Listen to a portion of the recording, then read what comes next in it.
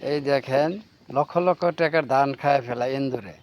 আপনারা বিনা খরচে এইভাবে একটা মেশিন বানাইতে পারবেন।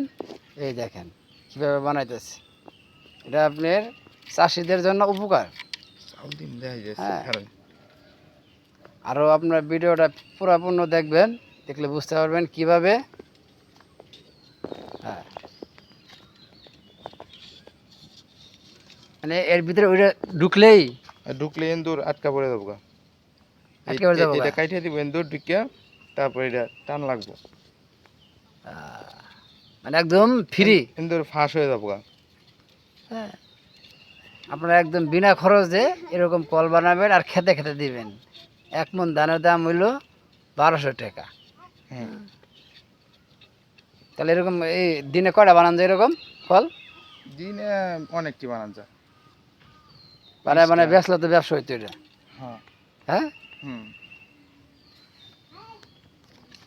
জিনিস করলে একবার আনকমন জিনিস, আনকমন। তুই এটা কার কাছে শিখছ সেটা?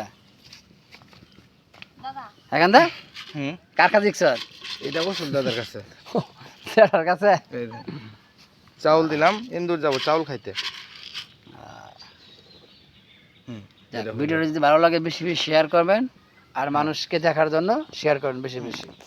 এই ইন্দুর দেখেন দুইটা মরছে।